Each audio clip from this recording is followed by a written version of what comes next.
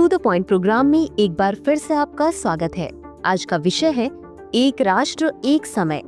सबसे पहले देख लेते हैं चर्चा में क्यों है। हाल ही में भारत सरकार ने एक राष्ट्र एक समय नीति को औपचारिक रूप से लागू करने के लिए विधिक माप विज्ञान भारतीय मानक समय नियम 2025 का प्रस्ताव किया है। इसका उद्देश्य देश भर में सभी कानूनी, वाणिज्यिक और प्रशासनिक गतिविधियों के लिए भारतीय मानक समय को एकमात्र अधिकृत समय संदर्भ बनाना है। इस नई नीति से डिजिटल, आर्थिक, प्रशासनिक और साइबर सुरक्षा ढांचे को वैश्विक मानकों के अनुरूप और अधिक मजबूत बनाने की दिशा में भारत ने एक महत्वपूर्ण कदम उठाया है।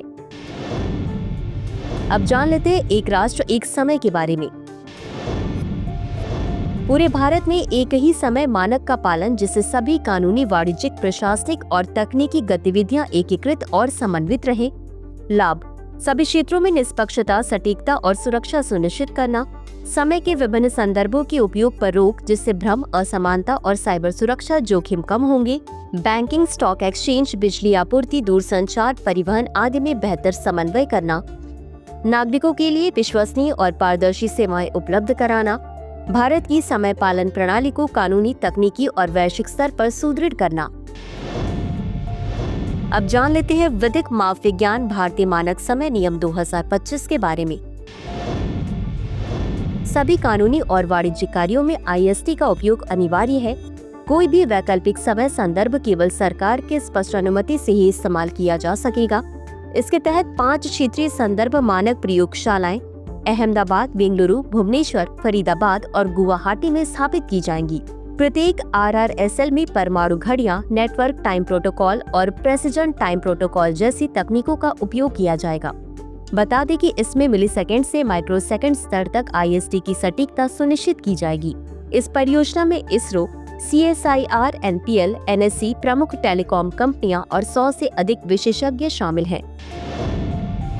अब जान लेते हैं भारतीय मानक समय या IST के बारे में। भारतीय मानक समय 82.5 डिग्री देशांतर पर आधारित है, जो उत्तर प्रदेश में इलाहाबाद के पास मिर्जापुर से होकर गुजरता है। यह ग्रीनविच मीन टाइम या GMT से 5 घंटे 30 मिनट आगे है, जिसे अब यूनिवर्सल कोऑर्डिनेटेड टाइम या UTC कहा जाता है। CSIR राष्ट्रीय भौतिक प्रयोगशाला नई दिल्ली द्वारा IST का निर्धारण और प्रसार किया जाता है। भारत में समय क्षेत्र पहली बार 1884 में ब्रिटिश राज के दौरान स्थापित किए गए थे। बता दें कि आजादी से पहले भारत में 3 प्रमुख समय क्षेत्र थे: बॉम्बे, कलकत्ता और मद्रास समय। 1906 में भारत में एकमात्र IST देश के मध्य से होकर गुजरी थी। अंत में देख लेते हैं अभ्यास प्रश्न को। भारतीय मानक समय के संदर्भ में निम्नलिखित कथनों पर विचार करें। 1. भारतीय मानक समय 82.5 डिग्री देशांतर पर आधारित है, जो उत्तर प्रदेश में इलाहाबाद के पास मिर्जापुर से होकर गुजरता है। 2. भारत में समय क्षेत्र पहली बार 1884 में ब्रिटिश राज के दौरान स्थापित किए गए थे। उपर्युक्त में से कौन सा या कौन से कथन सही है या सही है? A केवल 1, B केवल 2, C 1 और 2 दोनों, D न तो 1 और न ही 2। इस प्रश्न का उत्तर कमेंट बॉक्स में जरूर दें। अभी के लिए बस इतना ही। धन्यवाद।